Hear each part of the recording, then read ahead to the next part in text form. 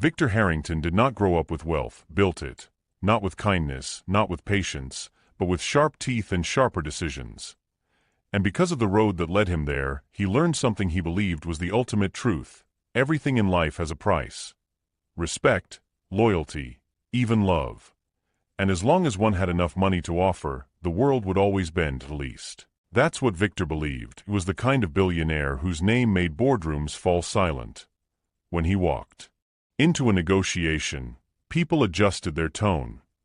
When he appeared in the news, markets shifted. He moved with the confidence of a man who had never heard the word no and didn't plan to start now. His office was a monument to success, a top-floor glass palace overlooking the city, walls decorated with rare art pieces, the floor so polished it reflected a man's insecurities back at him. But Victor had none, or maybe he simply buried them too deep for even his reflection to find. He believed kindness was for the weak. He believed compassion was a vulnerability. And most of all, he believed people only respected power, and power came from money. His employees didn't admire him, they feared him. They moved like shadows around him, silent, quick, careful not to make mistakes. One morning, Victor walked into a meeting with a small startup company trying to rise into the market. Their product was innovative, their team passionate, their dream pure. But Victor didn't see passion, he saw competition, placed a check on the table, an amount most people would cry for. The founder hesitated. "This company means everything to us. We built it with our hands, our late nights, our lives." Victor smiled, the kind of smile that held no warmth. "And now I own your life. Sign." The room fell silent, and after a long, painful moment, they signed. Victor walked out without looking back. His girlfriend, or rather the woman who thought she was close to him, stood by the window of his penthouse one evening. She had tears in her eyes. "Victor, I just want you. Not your money, not your name, just you." He didn't even look up from the document he was signing. "You're asking for something expensive," he replied. Her heart cracked. "What do you mean?" He finally looked at her, eyes empty. "Time. Emotion. Vulnerability. I don't invest in things that bring no return." Her tears fell. She left. Victor didn't stop her. The door closed softly, and that softness was the only mercy in that moment. Didn't look up once. Another day. Another crisis. A supplier had threatened to withdraw from a deal. Victor didn't argue. Didn't negotiate. Didn't reason. "Double the payment," he instructed one of his assistants. "But sir, the issue isn't money." Victor cut him off. "If money can't fix it, then you didn't offer enough." His voice was calm, cold, confident. The assistant nodded and left. And just like every time before, the problem disappeared. Money once again proved itself as the great commander of fate. Victor Harrington lived his life like a game of chess. Each person was a piece, useful until they no longer served a tactical purpose. Friends? He had none. Allies? Temporary. Loyalty? Purchased. Love? Unnecessary. He believed the world was simple. If money can't fix it, then you didn't offer enough. That sentence, that belief, that motto, guided every decision he made. T-shaped him. Protected him. Empowered him. But what Victor didn't know is that life was preparing a lesson that would come not with warnings, not with whispers, but with a fall so deep that money would become worthless, a lesson only kindness could save him from, lesson waiting just beyond the horizon. Long before Victor Harrington became the man the world feared, long before success hardened his voice and sharpened his eyes, he was just another struggling dreamer trying to push his way upward. He was not rich then. Just ambitious. He drove an old car that coughed when the engine turned and sighed when it stopped. And one evening, on a long stretch of lonely rural road, that car gave up. Completely. The sun was setting. The sky was the color of dying embers, fading into cold purple. Wind rustled through fields of tall grass. And Victor stood there beside his car, irritated, sweating, frustrated, and very alone.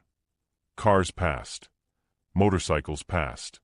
People looked, and looked away. No one stopped, no one cared. It was simply another man with another problem.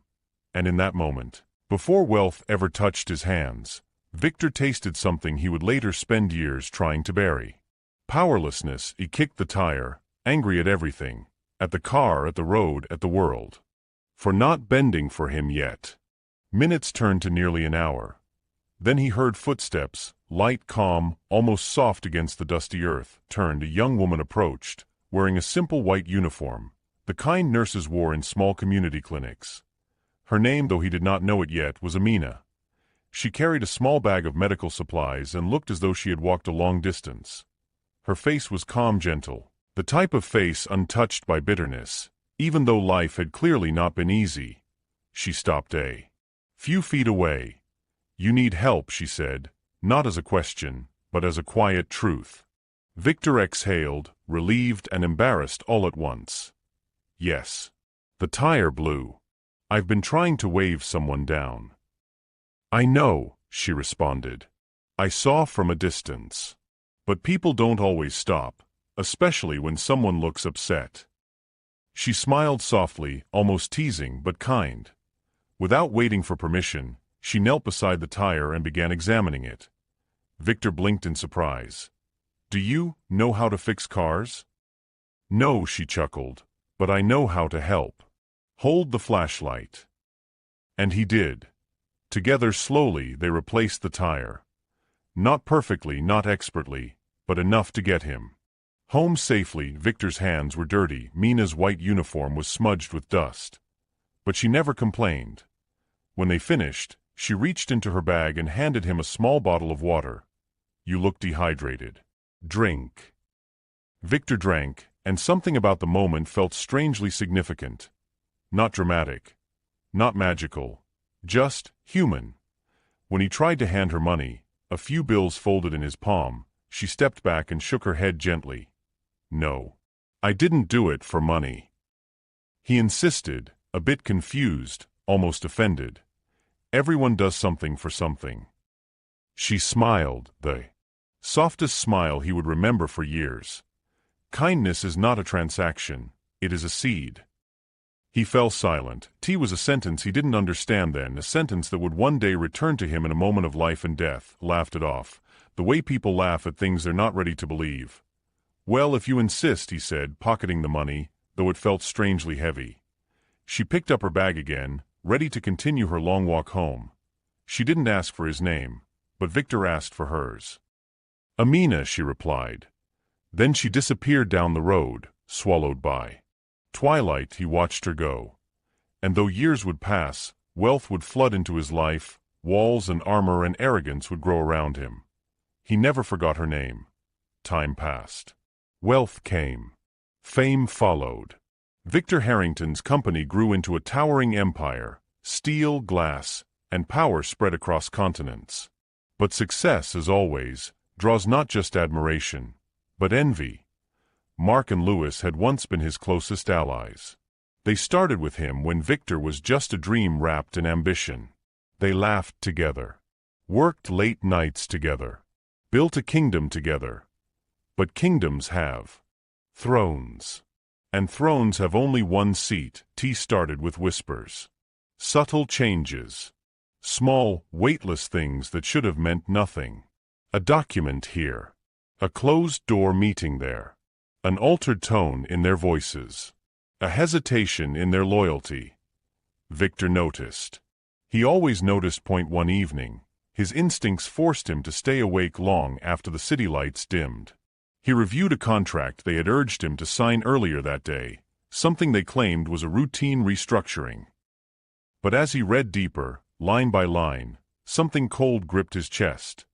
The contract legally transferred decision-making control of the company to Mark and Lewis. His empire. His life's work. His identity. All of it, slipping through cleverly woven sentences. A betrayal, calculated, patient betrayal. Victor stormed into the boardroom the next morning, the contract in hand, anger burning in his voice. But Mark and Lewis were calm. Almost relaxed. "You've spread yourself too thin, Victor," Mark said. "You've built an empire on fear, not loyalty," Lewis added. "And people have grown tired." Victor felt something he had never felt before. He was outnumbered. The board looked at him with blank Expressions, not enemies, not allies, just spectators. He shoved the contract toward them. You think you can steal what I built? Lewis leaned closer, voice low, steady, cutting. You built a company. We built a network. Power is about who people choose to follow. Victor's jaw tightened. For the first time in years, his money didn't feel like power. It felt like weight. But the betrayal didn't end there. A week later, Mark and Lewis invited him to a meeting in the Capitol. They insisted it was urgent. They insisted it was private. They insisted everything could be fixed. They even arranged transportation, a private jet, sleek and polished, waiting for him at dawn. Victor boarded the plane alone. The sky was clear. The air calm. The world silent. But silence sometimes is the sharpest warning point. 40 minutes into the flight, the engine stuttered. Then choked. Then died. The jet lurched. Alarms screamed. Metal groaned. The world spun. There was no time for thought. No strategy. No negotiation. Just a violent descent into forest and fire and chaos. When Victor woke, everything hurt. Smoke rose from the broken pieces of the plane. The pilot was gone. The wings were torn apart. Blood streaked his shirt. His right leg throbbed with every breath, was alive. But barely. The forest stretched endlessly around him, tall, cold, and indifferent. For the first time in decades, Victor Harrington was alone, injured, weak. No phone. No guards. No assistants. No helicopter ready to descend at his command. No digital account could buy rescue. No voice recognized his name here. He called out, hoarse, desperate, help. Anybody. Please. The wind answered. The trees watched. No one came. Hours passed. Then a day. Then more. Hunger gnawed at him. Thirst cracked his lips. The nights were freezing, the days merciless. And one evening, as his strength began to break, he shouted with the last of his voice, "Save my life and I'll pay you any amount of money." But the forest did not care. Money meant nothing here. His wealth was a ghost. His power, dust. He crawled through the wilderness, dragging himself mile by mile, driven only by instinct and the faint, stubborn will to continue. But each step grew weaker. Each breath, heavier. Each moment, slower. Days passed. Hope thinned. And Victor Harrington, the man who once believed the world could be bought, now stood at the edge of death, with nothing left to offer. Victor's consciousness flickered like a candle struggling against wind. He no longer knew how many days had passed. His body was weak, his breath shallow, his vision faded, just blurs of green and sky and pain. Then faintly he heard voices. Not imagined ones. Real ones. Soft. Human. Footsteps approached. Hands, not rough, not cold, not greedy, lifted him gently. He didn't have the strength to speak, only to let go. They carried him. He drifted in and out of awareness, hearing fragments only. Is he breathing? Careful with his leg, it's badly swollen. Get him to the clinic. Quickly. The world became motion, shadows, fading light, and finally, a roof. Not white hospital tiles. Not sterile fluorescent ceilings. Just a humble, quiet medical room with faded paint, old equipment, and the scent of herbs mixed with antiseptic. Small local clinic lay on a thin bed. His heartbeat thudded like distant drums in his ears. Then the door opened. Soft footsteps, calm. Familiar. A woman stepped in, her presence steady and warm, like the memory of sunlight. Victor blinked. The face came into focus, slowly, gently. Like a long-lost photograph resurfacing from time. Amina. Her hair was tied back now, little older, little more tired, but still carrying that quiet strength he remembered. She froze when she saw him. Not in shock, not in fear, but in recognition. The world seemed to still. No sound, no wind. Just two lives crossing again, across years, across fate. Victor tried to speak. His lips trembled. You helped me once. The words scraped out of him like broken glass. Amina stepped closer, her eyes softening, not with pity, but with something far deeper. "Yes," she replied gently. "And I am here to help you again." No mention of his wealth, no mention of his status, no mention of what the world knew him as or her. He was just a man, hurt and human. She cleaned his wounds carefully, her hands steady, her breath calm. She stitched torn skin, checked for fractures, pressed water to his lips, holding the cup so he didn't have to. There was no judgment in her eyes, not even curiosity, just kindness, real, unpriced kindness. Victor had faced powerful men, ruthless tycoons, red carpet admiration, and boardroom wars, yet nothing in his life had ever broken him like this moment. Tears rose, not graceful ones, but deep, painful, uncontrollable ones. His chest shook, his voice cracked. I thought I could buy the world," he choked on the words. "I thought money was everything." Amina paused. She placed a hand lightly over his, the same way one quiets a trembling heart. Her voice was gentle. "The world is not for sale," she said, "but hearts can be earned." The words entered him like light into a darkened room.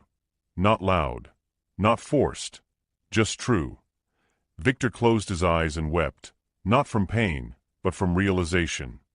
The man who once believed kindness was weakness now understood. Kindness is strength, the kind that saves lives, the kind that returns when the world turns cold, the kind that waits, quietly, until the heart is ready to understand. Amina said nothing more. She simply sat beside him, letting him cry, letting him breathe, letting him feel something money had never given him: grace. Victor did not heal in a day. His body mended slowly, painfully, bone knitting, bruises fading, strength returning in small, humble steps. But his heart, that was where the true healing began. The village was quiet, modest, untouched by the race of the outside world. Houses made of clay and wood. Footpaths carved by footsteps, not machines. Voices carried by warm air and open doors.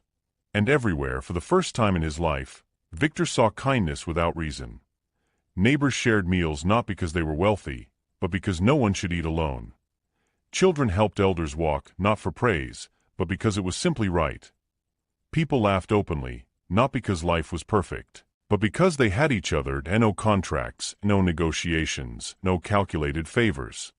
Just human beings, living first. Victor could only sit outside the clinic, watching life unfold like a story he had once forgotten how to read. The villagers greeted him with smiles, not recognizing him as a billionaire, not caring who he was, just seeing him as a man recovering. Someone handed him fruit. Another offered a blanket at night. Children waved shyly from behind trees, whispering about the big city man. There were no price tags, no expectations. And something inside him began to warm, slowly, quietly. When his strength returned enough to stand, Victor asked if there was work he could do. Amina simply nodded. "Help where you feel needed." He started small. Carrying buckets of water from the well to the clinic, stacking firewood, sweeping the courtyard, helping repair a broken fence. The villagers didn't fuss over him or praise him. They just worked alongside him, side by side, equal. Children gathered around him in the evenings, curiosity shining in their eyes. They asked questions, not about money or power or cities, but about clouds and stars and why the world is so big. Victor listened, laughed, he answered softly. For the first time in his life, he slowed down. He watched the sunrise, not from a penthouse window, but from the earth itself. Warm and glowing, he listened to the wind move through trees. He felt his heartbeat not as a race, but as a rhythm. And in that stillness, he felt something he had never known, not in boardrooms, not in luxury jets, not in glittering mansions. Peace.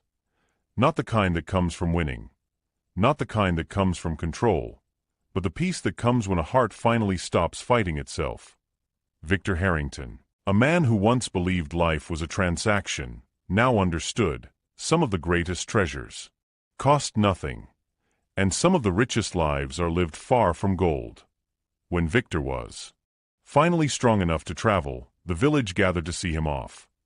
There were no speeches, no dramatic farewells, just warm smiles, a few embraces, and Amina standing quietly beside him. She didn't ask him what he would do next.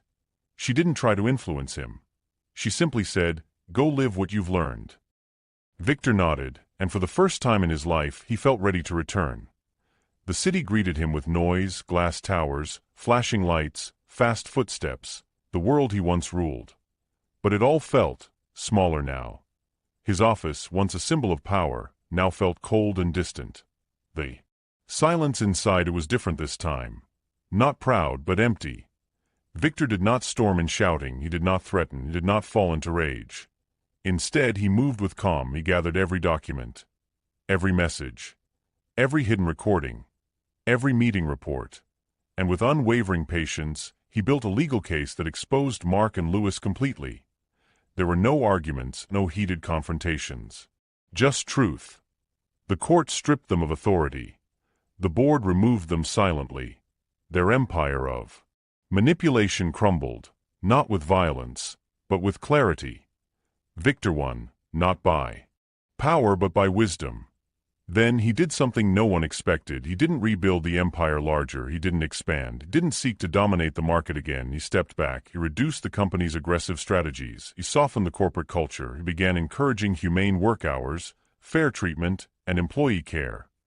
But the biggest change of all, Victor established a foundation dedicated to funding rural clinics, medical training, and community health centers across the country. The first clinic funded was Amina's. He visited quietly, not as a savior, not as a benefactor, just as Victor. She saw him arrive, a small smile formed. "You didn't forget," she said. "I couldn't," he replied. Victor Harrington once believed that money could buy anything, that the world moved only when paid, that people were pieces and feelings were costs. But life taught him the truth. Wealth means nothing if your heart is empty. Power means nothing if no one cares when you fall. And sometimes, the greatest riches are found in the lives we touch, and the kindness we choose to give. Because money can open doors, but only kindness can open hearts.